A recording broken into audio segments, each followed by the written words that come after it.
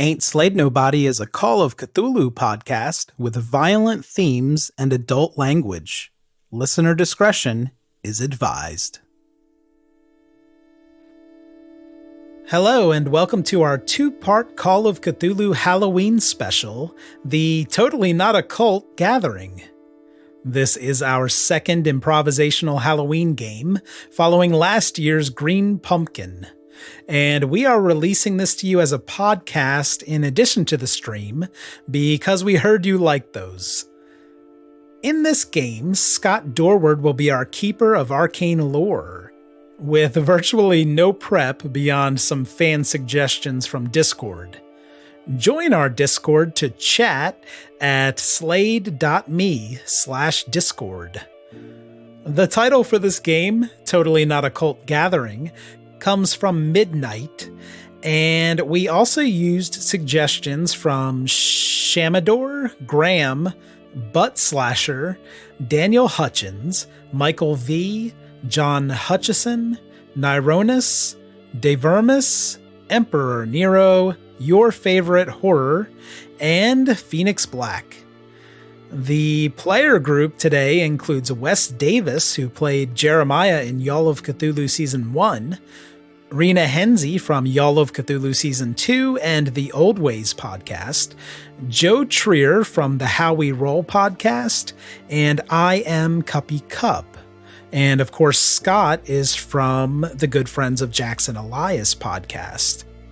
We have other Halloween games on our Patreon site, including La Recette with Graham Patrick, and soon we'll be posting The Witch is Dead, a game we played with Rev from The Crit Show. And there's lots of other fun content on Patreon. Join us at patreon.com/ain'tslayed to help us produce this show. And someone else would like to make an introduction to this game, so I will turn it over to him now. Hey there, everybody. Colin Mockery from Whose Line Is It Anyway here, international comedy icon, and of course, role model to pretty much everyone living on the planet, as we know now. What is going on? I have been asked by Scott to welcome you all to the Halloween game. All made by Scott, and of course, this is nothing like a cult. Just because a group of people get together, following the rantings of one person, Scott, does not make this a cult. I know you're into a horror, Green Pumpkins, and you call yourselves the Wolf Pack. So much to unravel there. So much. No shade. I hope you have a wonderful game. I hope it all goes well. I hope it does not end in bloodshed. Have a great Halloween. And remember, don't trust Scott. Don't trust Scott. Oh my God. Yes. Words to live by. That's amazing. That's my hero. All right, so thank you, Colin Mockery, paid fan of the show now. Oh my God. Oh, God. Yeah, I needed that. I think we should just wrap things up there. We're never going to top that. God stabbed in my back more than once or twice. It felt like some would love to see me give up on my own dreams.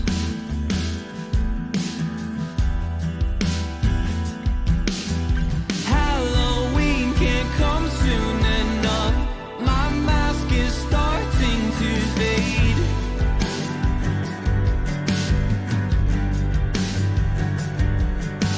Written in the stars is my life.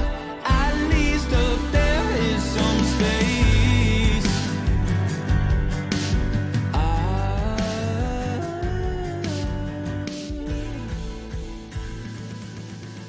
So what are we playing today, Scott?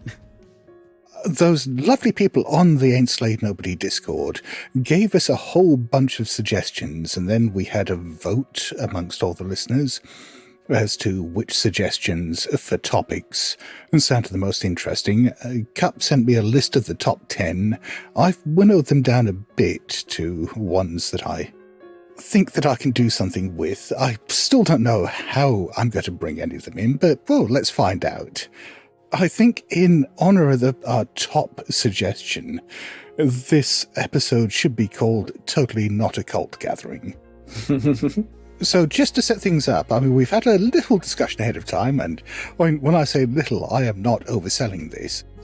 We know that you are playing members of the Duncan family who are on a family trip, a holiday to somewhere in rural Maine.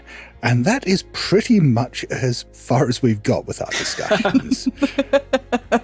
So do you want to introduce the various Duncans who are on this road trip? Yeah, we can just go in the order on screen again if you want to start, Joe. Yeah, well, I'm Silas Duncan. I'm the family patriarch, as it were. I like fishing and boats and being on the sea, and I'm hoping that we're going to get lots of that in this adventure. Are you in your 70s or so? Because I have myself in my 50s. I am 79 with a size of 80. Pepperidge Farm also remembers that. I love this accent. I love it.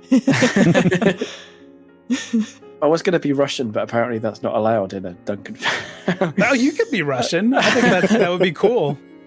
I am patriarch of Duncan families. What are you talking about? Of course we are Russian. We are Russian Duncanovs. We are spies. Fuck you. Oh, God. We almost got through one introduction before going off the rails. How about you, Rina? All right, so I'm playing Dusty Duncan, Silas's granddaughter and Lincoln's daughter, 19, studying history and acting at a local community college and waitressing on the side.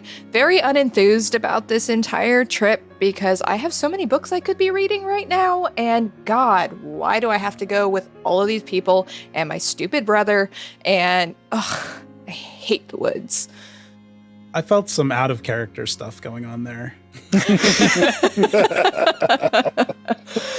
So let's go to Wes next.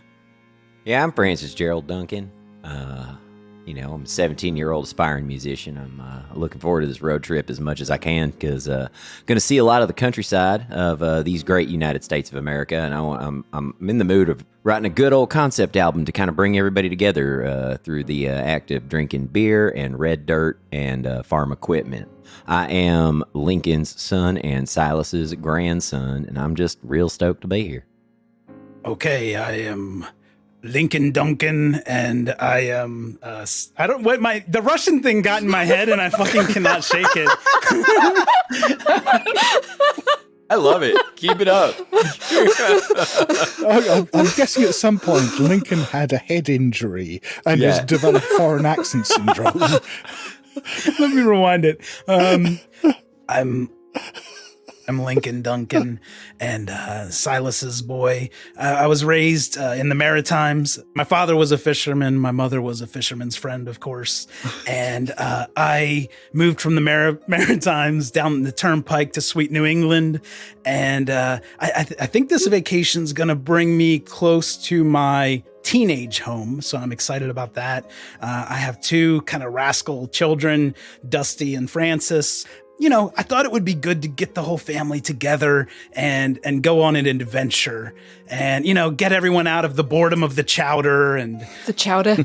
Fucking chowder. Chowder! The chowder. Scott's losing sanity by the second. Scott, we do have a lot of different gear and possessions from the chat that we could have in our packs. I thought I might give a couple items to everybody.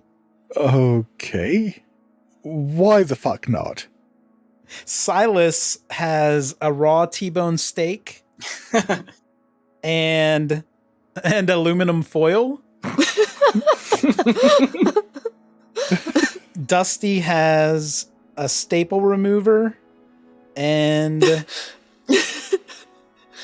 an Optimus Prime toy. I don't know what that is. An Optimus Prime toy? It's a transformer. What do you mean you don't know what that is? Trucks that turn into big robots. Oh. Let me give you a different item, actually, if you don't know Optimus Prime. So a staple remover and super glue is what you have. Useful for shutting my brother up. Francis is going to have a second smaller backpack inside his backpack. That's exactly right. And the entire Rush discography on CD. Okay. I have a fistful of Monopoly dollars from the original edition and a gold Sharpie. I'm sure we'll find wonderful uses for these things. So, to set the scene then, it is autumn. Well, it's coming up to Halloween. In fact, why not say that it is Halloween? And you have gone out on this road trip as a family together. You've made a booking on the internet for a B&B, which, given everyone's love of the sea and fishing and so on, sounds like the absolute perfect place for you in coastal Maine, a place called Lonely Lighthouse. You've put the address into your sat-nav, and for the past 20 minutes it's been taking you steadily inland. And you're now driving through farmland. You've gone through some cornfields. I'm assuming they grow corn in Maine. If not, they do now. And They grow lobsters. But now you've moved past that, and you can see a big farmhouse up ahead, and surrounding it, there's what looked like large pumpkin patches growing. There are, fairly ripe-looking gourds all around. There are a few people out tending them, dressed in white clothes and hats, tending the fields. There's a few other people doing repairs around the house. It's a big old, probably farmhouse, with a few outbuildings. And as you're driving up, everyone is stopping and looking at you fairly openly. Outsiders. Outsiders. What color were those pumpkins? The pumpkins are largely orange. There are a few green ones there just still ripening. But most of them do look ripe. I assume this was on the coast. Francis, you found this booking, didn't you? Did it say anything about a farm? Yeah, Dad, it said there was a farm there, and you know what I'm doing. You know I'm trying to write some music, and I wanted to get, acquainted with farm life up north, and it looks like these northerners here are dressing weird. Music. Don't mock what I do. You act. Oh. I act better than you music. Oh, okay, well, that doesn't say much, because you suck. Look, I'm going to pull over this car because we're at our destination, but also because you're pissing me off. Oh, look, Dad's flexing. Don't fight in front of your grandfather. He's very sensitive. Oh, what was that now? He taught us to fight. The grandfather pulls out a pair of headphones. He's listening to some music. Sweet Caroline. Yeah. This doesn't look quite right. I thought we were going to the sea. I packed my fishing gear. Hey, you there! And he shouts at the nearest person. Where are we? We're near the sea? This middle-aged man with fairly white fluffy hair or grey fluffy hair, curly hair sticking out in all random directions, and a pair of small round glasses walks up to you and says, "Oh, hello. Are you lost? What's that? Speak up. Are you lost?" No, we're not lost. I just asked you if we're near the sea. He looks around. There is no sea to be seen. They're not very helpful around here, are they? Right, let me see if I can find a map. He starts fishing under the sea. Do you not keep a map under the sea, boy? Maps are so 1990s, Granddad. Well, that's why we never got lost in the 1990s. We used a map. Anyway, where did... God damn it. What are you trying to find? A map. Didn't you hear me? I apologize. He did say he was fishing for the map, so maybe he could use those skills. The man's broad, amiable smile does look a little narrower and less amiable as the conversation goes on. We're trying to find a lighthouse. A lighthouse. We're staying in a lighthouse. Ah, this is Lonely Lighthouse. Are you here for Halloween? Oh, they're in costumes. Oh, no. Oh, wait, ain't you an actress? Don't you like costumes? But not for Halloween. It's just so childish. Oh, look, my name's Dusty. I think everything's stupid. Well, at least I grew up, Francis.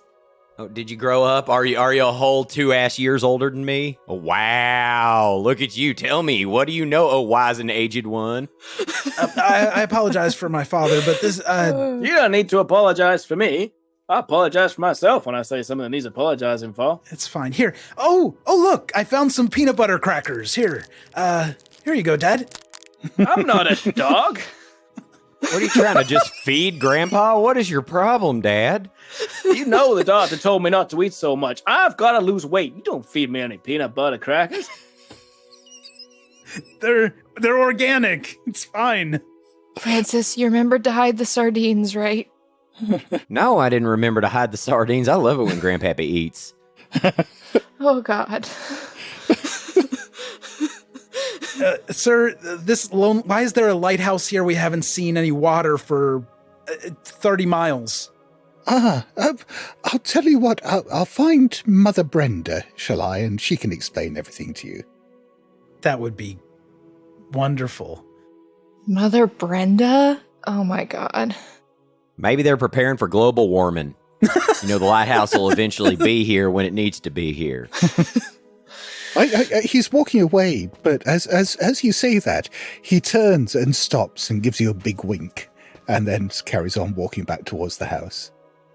That was weird. Well, if we're here, we're here. Maybe we should all get out then. I need to go spend a penny. Did he wink? He winked. That was a weird wink, wasn't it? It wasn't like a stage wink. And that was way worse than your acting wink. Your acting winks are like real, like, ah. I mean, his was like terrible. I feel like Lincoln's been driving like 2 miles per hour across this land, and they've been talking to this guy as he's walking alongside the car. Been driving with a parking brake on. Is there a little place I can park in front of the farmhouse? Yeah, there's plenty of empty space there. There are a couple of trucks and a few cars parked there already. All right, kids, help your grandfather get out of the car and get situated, and we'll figure out what's going on here. We need to find a fishing hole or something, or he's going to go mad. Francis walks around to the other side of the car and opens the door and extends his hand to Grandpappy and begins to pull. Oh, you got to get the seatbelt first. Not if you pull hard enough. Come on now. I went Jeremiah there. Sorry, Grandpappy. Hang on there. Right, fine, I'm ready now. Pull. While you're trying to extricate Grandpa from the car, the man you spoke to earlier comes out, and he's accompanied by a fairly short, round woman with iron grey hair and bright blue eyes, who seems to have pretty much the same smile as he has. And she wanders over to the car and says, "Oh, hello. I hear that you've come to stay with us. Is that right? Did you make a booking?" Francis, do you have that on your phone, or Dusty? Dad, I sent you the email 4 times to keep it at the top of your inbox. Now, what in the hell could you have done to lose it? And pulls out his phone. And could you bubble that to the top of my inbox again?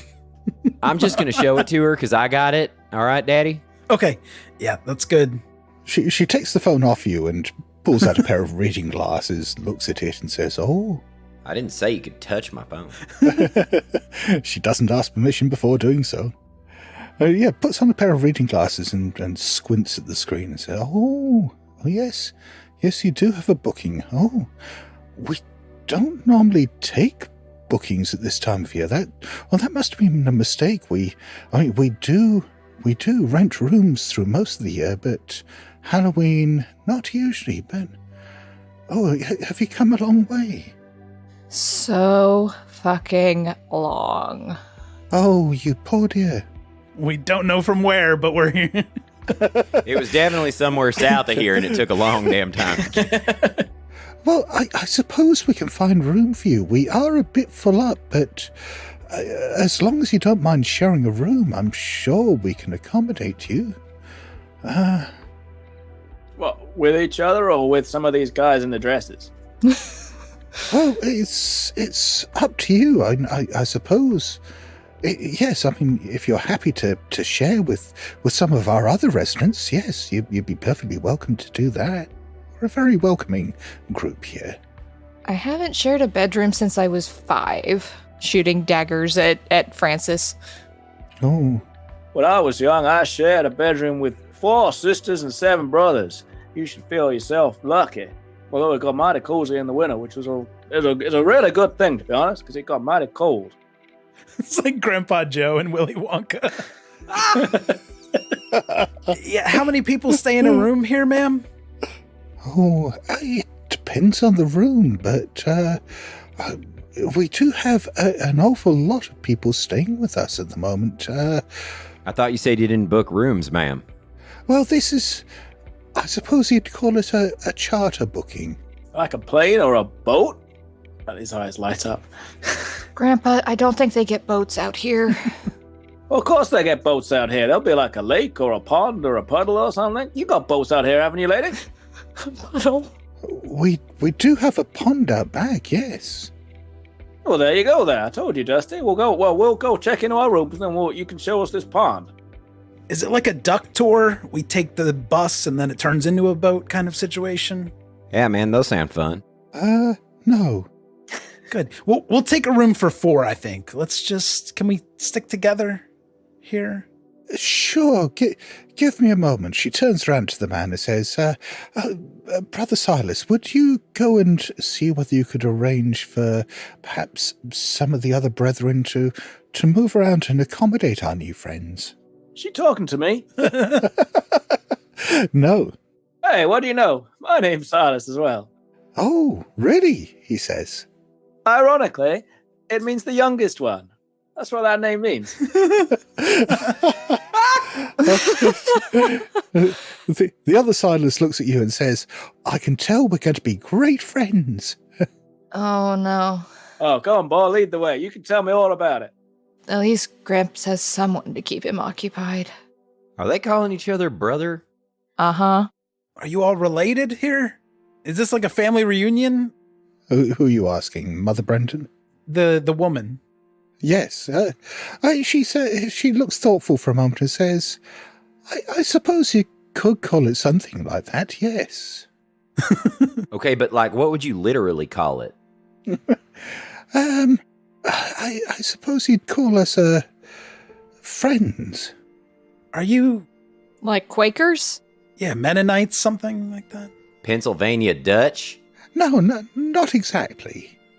No, Lincoln, look at what they're wearing. It's like that Midsummer film you tried to show me on Netflix. Yeah, I didn't last 5 minutes on that one. No, neither did I. It seemed nice and friendly at the beginning, though. You just didn't appreciate the quality of the storytelling in that movie. It was brilliant. Honestly, they started taking drugs and I turned it right off. You don't need any of that. You just need good living to make your day a good day. And fishing. Dusty, you showed that trash to Grandpa? I tried to. I had to watch it for school. It was a project. It's for her acting. I told you, he's squeamish. Honestly, it was a lot better than that one you showed me about that girl who had her head knocked off. Which one, Gramps? There was like 3 of them.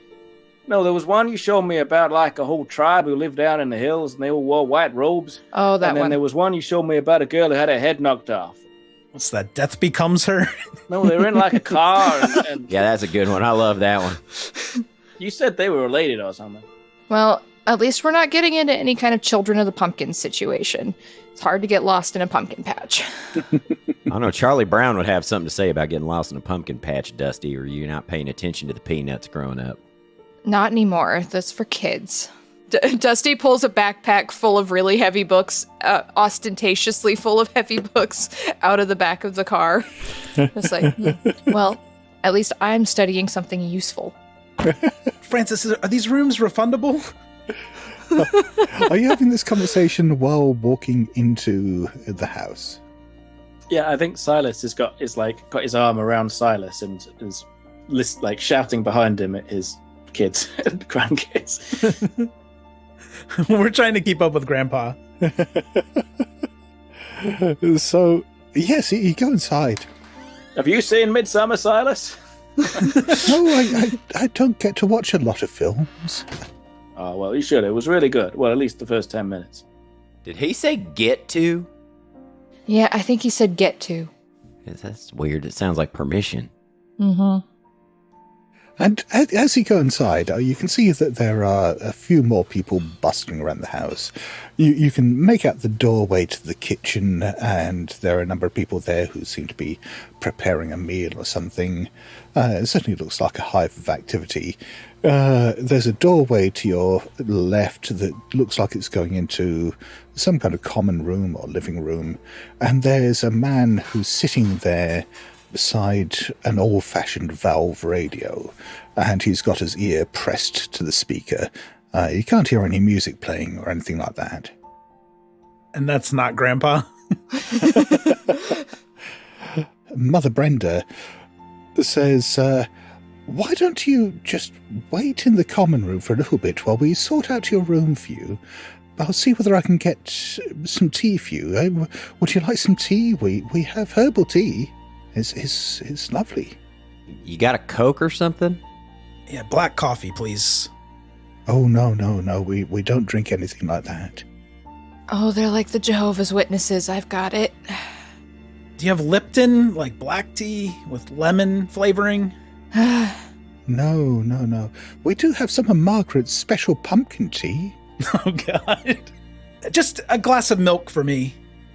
Got any Neil Diamond music? Go ask the guy listening to the Valve radio. While this is going on, Silas has wandered over to this guy doing the radio, and he's like peering over his shoulder. I used to have one of them like that, just on my boat. I only really picked up truckers, though. You'd hear the sort of nonsense they'd say, well, they were driving on through the day and the night. You wouldn't believe. What are you trying to tune into, boy? He looks up at you sideways. He doesn't take his ear away from the speaker and just places one finger to his lips. Quiet. What's that, boy? Speak up. And he ignores you and just plugs his finger in his other ear. Well, that's not right, boy. If you wanted to go louder, you got to twizzle these things, and he'll reach over and grab one of the dials. Yes. Yes. Okay. Yeah, you twiddle one of the knobs and there is a sudden blast of static, and this young man jumps up in clutching his other ear. You can see for a moment the absolute fury on his face as he's looking at Silas. And then he takes a deep breath and he smiles at you and says, "Brother, please, I have duties to attend to," and taps you on the shoulder. I'll play with your radio while you go do your duties then. And he'll sit down in the seat he's now vacated. Oh, look at Granddad making friends. The man looks panicked for a moment. And, I mean, at this stage, Mother Brenda comes back in. And he just about runs over to her and says, is he taking over my duties? Is he listening for the signal? Oh, God. Mother Brenda smiles and walks over and says, Mr. Duncan, sir, would he be so kind as to perhaps sit somewhere else? Dan here, Brother Dan, has a special interest which he's trying to follow at the moment, and he needs to listen to the radio in order to do that. At this point, Silas has got one earphone in, and she turns around, looks at her, and goes, "Shh." What you hearing, Grandpa? I'm not hearing anything yet. Dusty's looking at Francis and mouthing, "The signal?" Hey, here you go. I found you some truckers. Look, here you go. I can hear them. Can you give me a power roll, please? Oh, God. First roll of the game. Yay! That is a 20 versus my power of more than 20. Are you sure? 50. Hard success. Yeah. Okay. You do hear what sounds like a whispering coming through the static on the radio. It's not quite tuned into a channel. You haven't been able to find a channel. But you can hear Maybe it's just your brain picking up patterns in the static, or maybe it is a voice whispering there. And it's just saying, prepare the light, prepare the light, prepare the light. This is damn strange. I've never heard a trucker talking about preparing any lights and things. Normally they're talking about, hookers at gas stations and... Granddad, language. That's what my next album's about, Grandpa. I'd like to hear that. Brother Dan and Mother Brenda look at each other excitedly as you're talking about that. Is that what you heard there, Silas? Prepare the light. Don't crowd me. Hang on. Let me twiddle a bit more. I'll tell you what I hear. He's like a trucker guy. Wonderful, wonderful. Yes. Thank you, she says, Silas. Thank you. Maybe it's not an accident that you came here. Maybe it's for the best that we forgot to update the website. Oh, we are so happy to have you here. What kind of business is it you do here, ma'am? Farming mostly, and obviously the bed and breakfast. And what's the light? The light? I suppose you could call it an old folk belief, but we believe that there is, I suppose, something about the symbolism of a lighthouse, a light that shines in the darkness, both as a warning and maybe as a beacon. And, well, there are certain times when the lighthouse must be lit. And at this time of year... Right, no offense, Sister Brenda. If your lighthouse is going to be figurative rather than physical, you want to put that there on your website? Yes, good point, Dad. This is bait and switch, and we want a refund. But we will be staying the night. Tell him, Dad. Yes, thank you, Francis. Well, I'm sure we can come to some kind of arrangement, yes. Yes, I mean, after the service you've done here, yes, it's the least we can do to have you stay here as our guests. Yes, all your fees will be refunded. Service? Good. Is there any way you could refund that in cash? I know we used a card to pay, but... You're pushing it, Dad. I thought you got out of the money laundering business, Dad. I'm a fisherman, okay? It's what we do. Is launder money? There's a lot of time to think out on the boats, and schemes just pop into our brains. What can I say? I would think that fishermen fish. I think I know what your problem is. Hey, you haven't got a proper aerial. I'm going to take the side off this radio, and I'm going to try and fashion an aerial out of aluminium foil and a T-bone steak. See if I can get some AM radio. I'm going to hand him the super glue. It'll probably stick better if you use this. Honestly, I'd rather have an Optimus Prime toy if I could choose, but that's what I have to do. Dad wouldn't let us watch TV when we were growing up, so I don't know these words. That's not fair, Dusty. Remember the Sunday morning bass boat show? We watched that as a family. I used to rouse you out of bed at 6 a.m. and we watched the bass fishing. God damn it, don't bring that up again, Dad. My therapist is getting so much money out of that. Look at her. I'm in therapy and I'm an actor. I'm a trope. I'm a trope, am I? Mr. 17-year-old musician drops out of high school, doesn't go to college, has very ill-suited tattoos and a nose ring. And Rush's entire discography. Yeah, but that trope's getting paid by a lot of idiots right now. Francis, I know you're into some odd shit. Is this some kind of cult, in your opinion? It doesn't not look like a cult. It's not a cult. that I can tell you that. I've been watching a lot of stuff on Netflix about cults, and this looks culty. Okay, looks culty. You won't watch them with me when I ask, but you'll watch them on your own. I see how it is. No, because you pause it and go like, am I nailing the role of a cult member? And then you do some bullshit act out. Make me want to jump out the window. This is why we stick to the bass fishing shows. Listen, ma'am, that reminds me, is the pond out back stocked by any chance? We'd love to do some fishing while we're here. No. I don't know. No. I don't know what you'd catch there, but you're welcome to try. So not stocked. Maybe you'll have better luck if you wait until nighttime. Nighttime? What? I was thinking at daybreak or something, or right before dawn. Is there any way we could just sit Grandpa out there in a chair and make him think that it's stocked? Mother Brenda looks round as you say that. I assume he can hear me. I rolled 97 on my electrical repair roll to set this up. I have 10%. Okay, so I think at this stage, some juices from the steak have dripped into the radio, and it is now sparking. It's gone from that hiss of static to this screeching voice just going, "Prepare the lights! Prepare the lights!" I apologize. I was trying to get a truck. I don't know what this is. It's some Jesus radio. Now we're never going to get any music. Mother Brenda looks shocked and says, Father Silas, we do not allow meat in this house.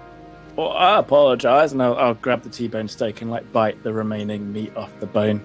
He just cleans it like a cartoon.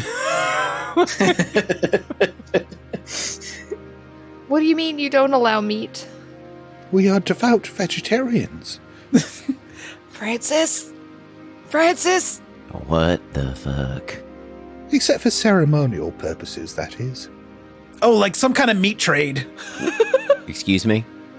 If I can just take that and dispose of it safely, Father Silas, is that all right? No, cook that. No, of course not. You don't take a man's steak. Yeah, tell him, Dad. She smiles as if you've agreed and plucks it out of your hand.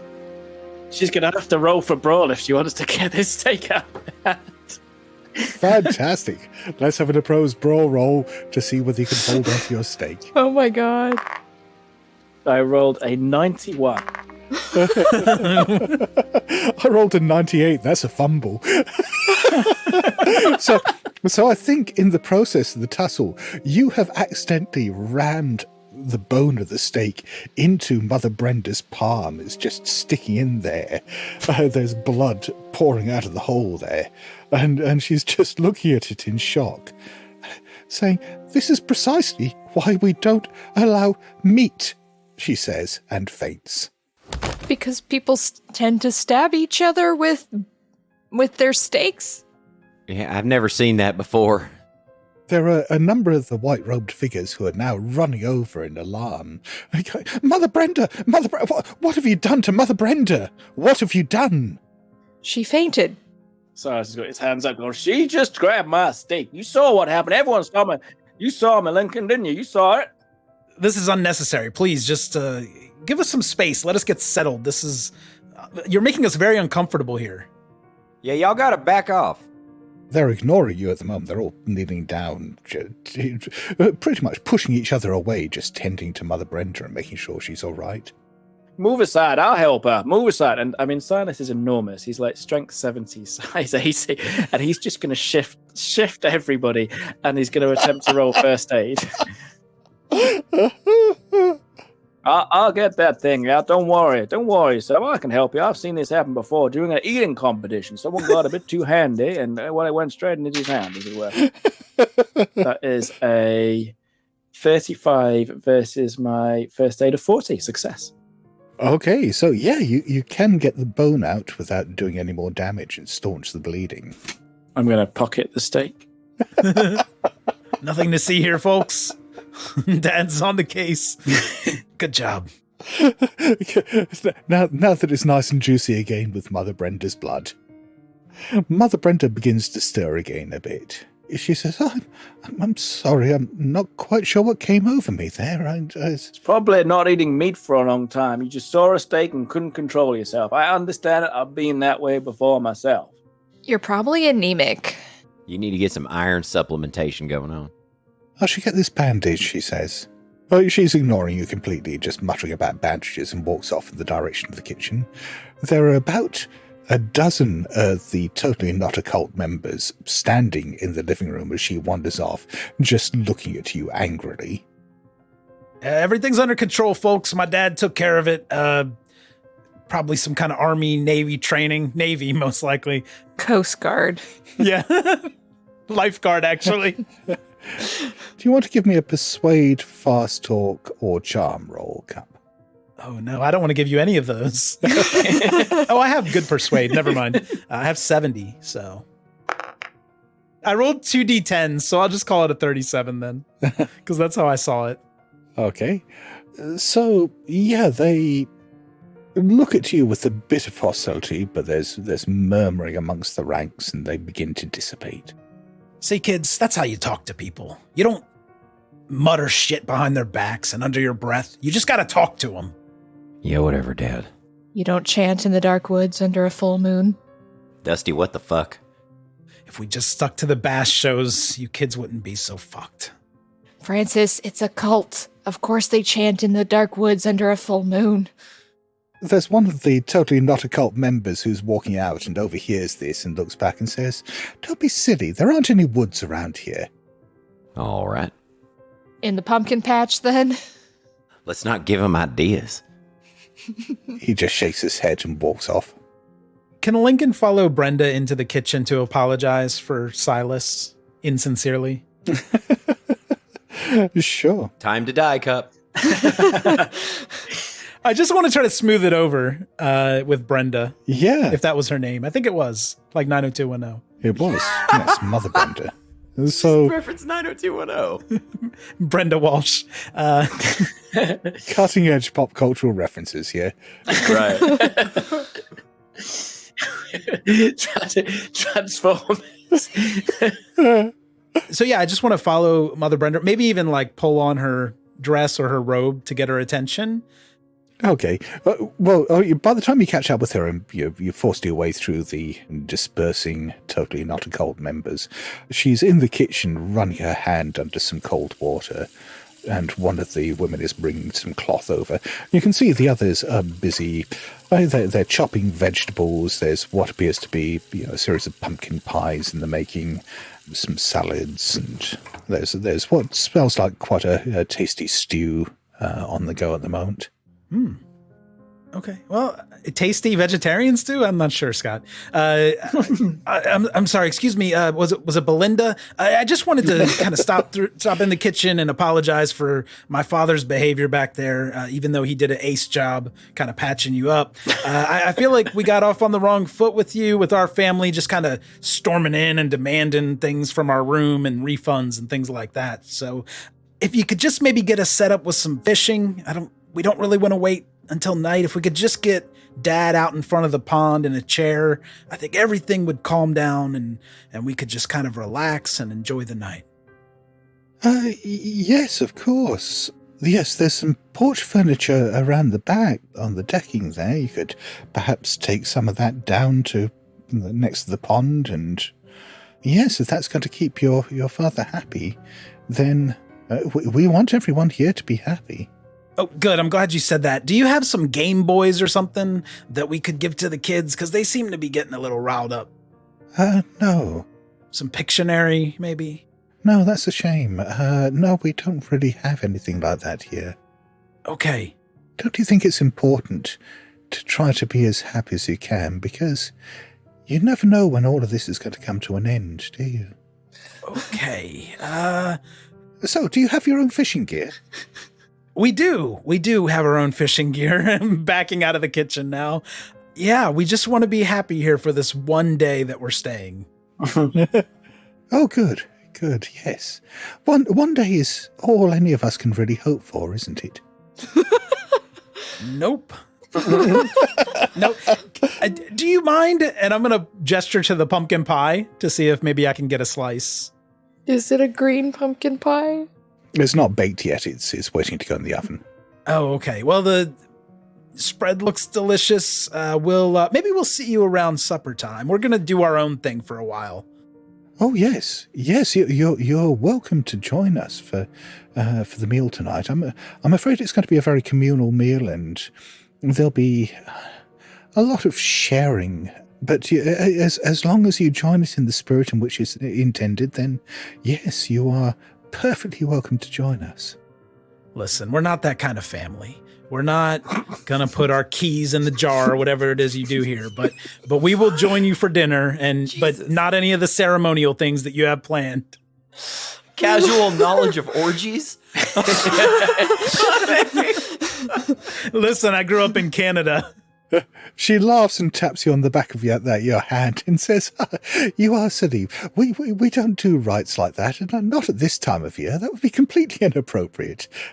And she walks off, chuckling to herself. That's a springtime thing. Right. This is a time for gathering in the fruits. Yeah. I'm going to return to the family. Our family. Well, while you were doing that, Dusty was going to pull Francis aside and be like, we should sneak around while Dad's not looking. Oh, no. Yeah, I totally agree with you. I bet this is a cult. Yeah, it feels like a cult. Let's go find out. Right. Yeah, We should go exploring. we should. Just the two of us split the party. Yeah, just us by ourselves. Let's go. Is there an attic that we could get into? Or a basement. Maybe a basement. That's better. Yeah. I'm so happy. We're going to sneak off and do some exploring. Oh, zoink, Scoob, let's go. So you're going to try to find the basement. Considering you're blundering around, I'm assuming opening doors at random, let's have a group luck roll between the two of you. So whichever one of you has got the lower luck. I've got 80. What do you got? I got 70. All right, do it. Oh, blimey. I'm not used to investigators with this much luck. We used Dole's house for the roll up, and it gave us really good luck. All right, 68 under 70. That's a success. Okay, so yeah, you look around the side of the kitchen where you think it would be logical to have a door down to the cellar, and sure enough, you see a flight of stairs down. Hey, I found it. Rock, paper, scissors for who goes first. Okay, and then rock, paper, scissors. Bam. One more time. We tied. 1, 2, 3, go. I went paper. What'd you roll? Paper. Oh, well, shit. I'll just go first. We know each other Nice. too well at this point, Francis. You know it never works to play rock, paper, scissors when you've been living together for 17 years. That's right. So Francis goes down the stairs and Francis gets his cell phone out and clicks the flashlight on. Yeah, that's good because you don't see anything that looks like a light switch. You're going down these creaky wooden stairs into an earthen cellar, pushing your way through cobwebs, because of course there are cobwebs. Doesn't look like people go down here that much. Maybe it's where they put the bodies. Well, then they're not killing that often because these cobwebs are thick, like you read about, you know? Well, you heard her say that they only eat meat on ceremonial occasions. What do you suppose the meat they're eating is? Well, that's a great question. It could be goat, sheep. Francis, What? is the weed addling your brain, you crazy musician? No, the weed's in my pocket, where it belongs. I think they eat people. Well, they may eat people, but they had a pumpkin pie out. Who knows what's in that pumpkin pie? Pumpkin, it's in the name. Oh my god. Just because you call something doesn't mean that's what it actually is, musician. Okay, waiter. Well, I am actually that, thank you. Right, I know. I'm just sticking with the narrative. So we go into the basement. Here we go. Well, you make your way down, and yeah, it's got an earth floor. It smells of damp down here.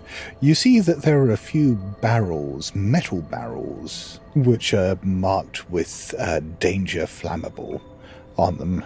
There are a few wooden crates of something that has got a strange symbol you don't recognize and writing in a language you don't recognize on them. There's a couple of racks of robes, much like the ones you've seen people wearing around the farm. And that's really about it down here. You want to try these on? Francis gestures at the robes. It's like, maybe we could fit in. Brother Francis. Yeah. The robes, by the way, the ones that are down here do look a bit mildewed. Like they've been down here for a while. Look, they're ready for the gas crisis. Gestures at the flammable. We should look in the boxes. Oh, okay. If you want. Well, I'm going to look in one of the boxes. Is it another Transformer? Yeah, it's a whole box full of Optimus Primes. No, you pull the lid open. It's loosely tacked shut, not properly nailed shut, so you can pull it open fairly easily. And inside there are a few linen sacks that seem to be full of something. What kind of something? Well, if you open up one of the sacks, I do. it looks suspiciously like candy corn. Hi, candy corn. Happy Halloween. Francis grabs a handful and eats it. Fantastic. Okay. Yeah, this isn't like any candy corn you've ever had before. There's something about the taste it almost feels like licking a battery. It kind of sparks on your tongue and fizzles a bit.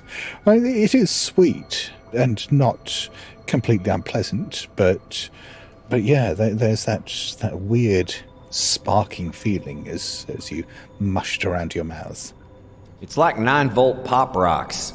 I don't know what to tell you. It's just all like all fucked up and like try some. And hands the back over to Dusty. This isn't going to be like the time you told me that you were giving me weed and it turned out to be glue, was it?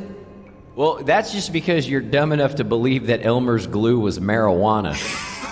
Those are way different looking things. And I just thought it was funny as hell when you were like, is that weed? And I looked at the glue and went, yeah.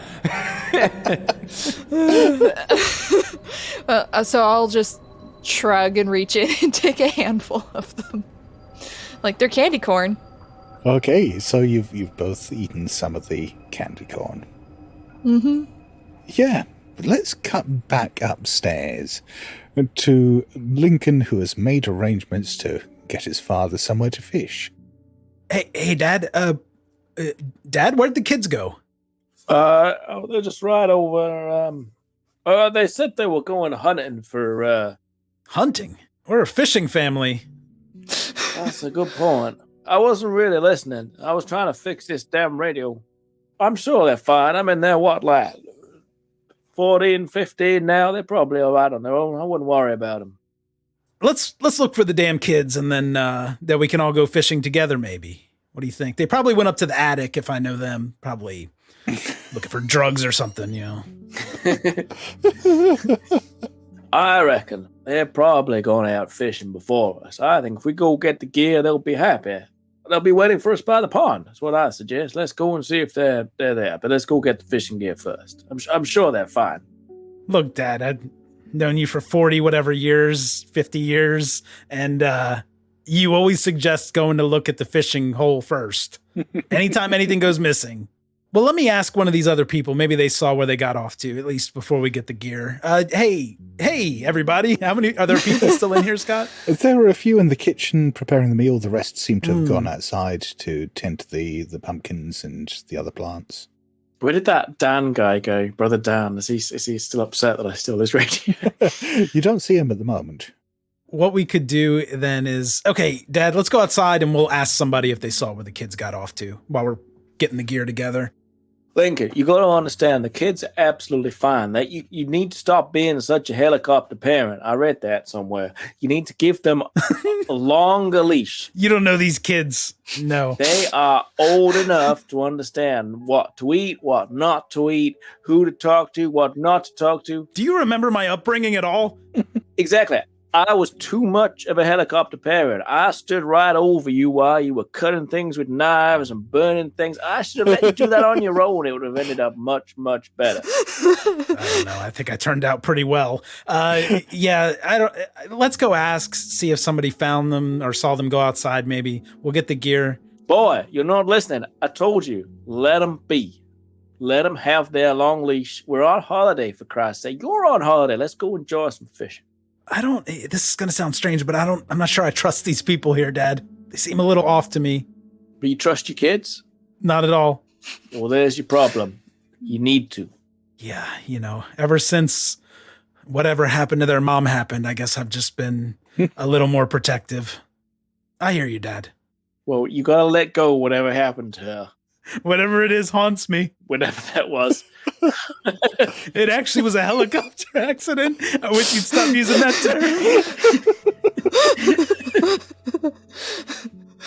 term. She was shooting fish out of a helicopter. It didn't go well. Exactly. Got too close to the barrel, and that was it. Now, leave the kids alone. Let's go get the dynamite from the car and we can do some fishing. For fuck's sake. Yeah, you've given me a lot to think about. Maybe, let's take our mind off things at the pond. We just need to catch like maybe 4 or 5 dozen fish. Yeah. And let's cook them up ourselves. I don't trust these people with meat. I think so too, and I think we should share them with that Brenda lady. She needs some meat. Dad, you old dog. Wow. We'll start heading out toward the truck then, I think, if that's what we were in. Okay. If you drove a truck, that's what you head out to. I'm going to grab a pumpkin. I'm going to put a stick of dynamite in the pumpkin. You what? I mean, let's go back to this whole dynamite idea. Scott, I have 70% in fishing. You got to trust me on this. I think I want a group luck roll between you and Cup to see whether you actually brought any dynamite with you. And I really want you to fail. I rolled a 20 against 45. That is a success. Oh, for fuck's sake. And it's there in roll 20 if you don't believe me. Yep, we'll just get the one fishing pole and the dynamite. And the sardines for bait, of course. Okay.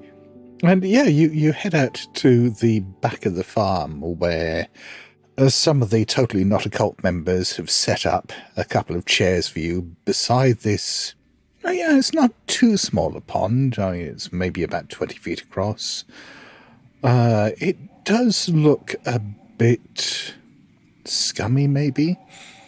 It certainly doesn't look like the healthiest pond you've ever seen, and I guess it's getting cold, and there is a bit of ground fog or mist that is over the lake and the surrounding area, or the pond. Getting kind of a bad feel here, which is usually good for fishing, as you know, Dad. I'm going to light the dynamite and throw the pumpkin dynamite into the pond. I'm going to try to stop him. Can I do that? Not yet. We got to do it. We got to do it the old-fashioned way first. Oh my God, are you going to blow Cup up? Is that how this goes? I think there's a good chance. This is awesome. You can give me an opposed dex roll. I have good decks. I have against 60 in dex. I get a... Oh God, I got an 87. I rolled a 12 on a 78, so that's extreme success. Okay, so I think you successfully grabbed the dynamite out of your father's hand just as he was bringing the lighter up to the fuse. It's in a pumpkin. Yeah, I got the whole... I'm holding the whole pumpkin with the dynamite here. Yeah. Oh, so you want to throw it in? I'm going to light the dynamite. Yay! One way or another, this dynamite's getting thrown. The thing is, I'd actually put points in throw, but I mean, good luck, Cup. I don't even know if Lincoln's going to notice this because he's lecturing Dad while he's holding the pumpkin. He's like, listen, Dad, you cannot take the easy way out. That's what my damn kids do. We need to fish the old-fashioned way. And then I realize it's lit and I try to throw it as far as I can into the pond. Okay, well, give me a throw roll and don't fumble. Oh, God. I must be the base in this. Oh, I'm 40. Wow, Dollhouse hooked me up with this character. Okay. Oh, I rolled a 17. I'm rolling excellent here. That's a hard success. Oh, wow. Okay, so you throw the pumpkin into the misty water. You don't even hear a splash. It just disappears. I guess the water put the fuse out. That's unusual. No, that's not right. There's something very odd going on. Is there? Can we see the pumpkin? Is it floating? No, you can't. Let me try to fish it out of there. I'll get a fishing rod as well, and I'll help see if we can fish this pumpkin out. Okay. I'm going to put a sardine on the hook just in case there's something biting in there. Oh my God. I'm starting to feel okay about eating candy corn in the basement right now. Yeah, seriously. I get a 26 versus 70 on fishing. Okay. Am I supposed... I don't have fishing. I have sea shanties. What? Of course you do. I have 15 in sea shanties. Sing. I need you to sing. That'll be good for TikTok. Oh, God. Do a sea shanty cup. Can I roll first? I want to hear about a Wellerman. Come on. Threw the pumpkin in the pond to see if we could find something from beyond. No. Use the pole to get it back. We are going to die. Yo ho! I don't know. The pumpkin was green. There was a pumpkin lit. It had some dynamite. So, anyway, you were going pumpkin fishing. Fuck that! I'm rolling sea shanties, Scott. 73. We're a choir now. This game's over. That's it. I'm writing down my next sea shanty. Okay. Thank you for listening to part 1 of our Totally Not a Cult gathering. I want to thank Scott for running this, and Joe Trier, Rina Haenze, and Wes Davis for playing. Thank you, Colin Mockery, for the cameo. Thanks to everyone on Discord who submitted ideas. Join us at slade.me/Discord. Become a member of our Patreon posse at patreon.com/ain'tslade. Help us fund season 2. It requires a lot to put it together. Episode 2 of the Totally Not a Cult gathering will drop on Halloween or sooner. I'm still working on it, so I can't commit, but stay tuned. Thank you, and